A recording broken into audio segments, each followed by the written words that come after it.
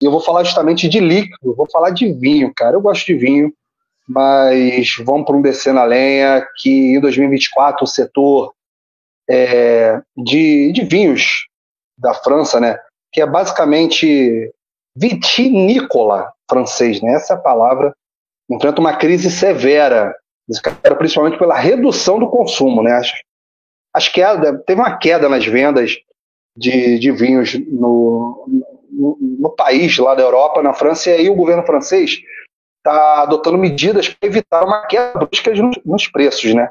E aí o que está acontecendo? O país, reconhecido como o maior produtor de vinhos do mundo, né, com mais de 790 mil hectares dedicados à cultura de vinho em 2003, está buscando soluções inovadoras para reverter essa situação. Enquanto isso não acontece, o governo lançou justamente um programa de incentivo financeiro para os produtores que estejam dispostos a reduzir a sua oferta, e aí eles vão destruir as suas vinícolas. Sim, até 4 mil euros para reduzir, né, a cada hectare reduzido lá no território francês, né, que pode impactar significativamente a produção local. E aí é uma remoção total de até 30 mil hectares de vinhedos, aproximadamente 4% de toda a área cultivada no país. Cara, o descer na lenha, a notícia é essa.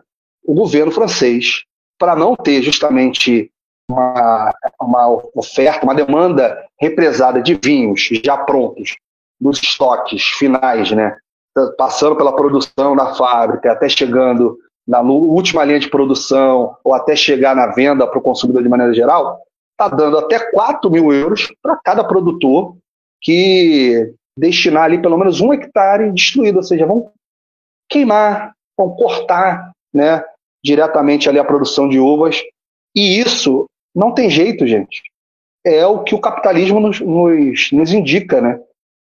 Infelizmente, corta-se as uvas, ninguém vai pensar numa doação daquelas uvas, se tem uma outra produção secundária, se pode atingir outras famílias, que há pobres também na França, tá, gente?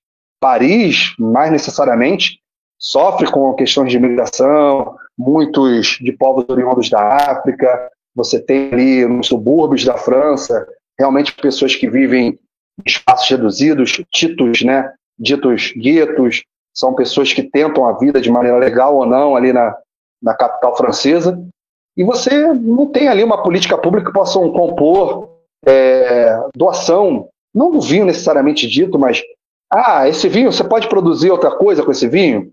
Uma geleia? Em qual safra você pode fazer ao invés de uma bebida alcoólica, né? Você não vai para essa fermentação total, você faz um suco. Não dá dinheiro para queimar logo, porque não vai ter produção, vai lotar estoque, então vamos queimar. Vinícius, vou jogar no colo dele aqui, nosso professor de história, sabe que isso aconteceu no Brasil há quase 100 anos atrás, né? Vargas está aí para provar. Pô, cara, que absurdo, bicho. O que aconteceu aqui no Brasil, Vinícius, na década de 30? O que o nosso presidente, à época do Estado Novo, fez? Não foi algo parecido? Pois é, cara, eu tava lembrando disso quando vi a notícia, né? Porque o Brasil era grande exportador de café e durante o auge da crise de 29 as exportações estavam diminuídas, né? Os Estados Unidos, que era o principal comprador do café brasileiro, em crise e não comprava café, então o preço do café foi lá embaixo, muitos cafeicultores perdendo suas safras, e aí o governo sai com essa também, né? Compra o excesso de estoque de café e queima. É isso, e inutiliza aquilo ali exatamente para poder diminuir a demanda e aumentar o preço da safra, aumentar o preço do grão.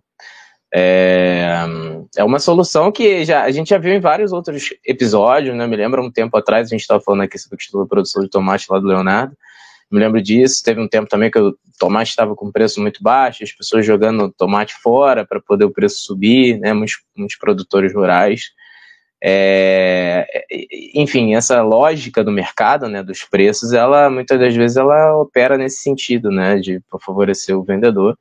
Ele vai diminuir a demanda, vai estragar, vai dar fim naqueles produtos para poder os produtos serem valorizados. No início da República também teve isso, no convênio de Taubaté, que é a socialização. Quando o governo, né, ele decide pagar o produtor por aquele excesso e inutilizar aquilo, ele está socializando os prejuízos. Mas na hora do lucro, o lucro ele vai para o produtor, né? Essa é a questão. O lucro ele sempre vai para o produtor ali na hora. Mas o prejuízo, como numa prática dessa, ele é socializado com a produção, porque o governo paga com o dinheiro dos impostos da população. Né? Então a população paga por esse café queimado, ou pagou pelo café queimado, assim como a população francesa vai pagar pelas uvas inutilizadas. É um absurdo, cara, é um absurdo, né? Só para complementar, houve uma redução nas exportações de 10% em 2023 na França, né? E esse declínio de 10% foi diretamente pela diminuição de exportação para a China. Por quê? A China decidiu favorecer o mercado interno com políticas públicas de produção, né? Ou seja, a China parou de comprar da França porque resolveu incentivar o próprio cultivo. Se vai dar certo, se vai corresponder, a gente vai ter que esperar um tempo para ver como é que vai ficar a questão de mercado interno da China, mas são as dinâmicas de mercado, né, cara? As dinâmicas da economia.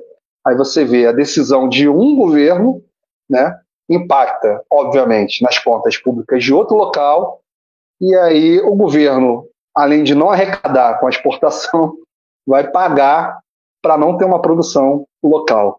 Surreal, bicho. Doideira. A economia é um troço que realmente deixa a gente sempre abismado.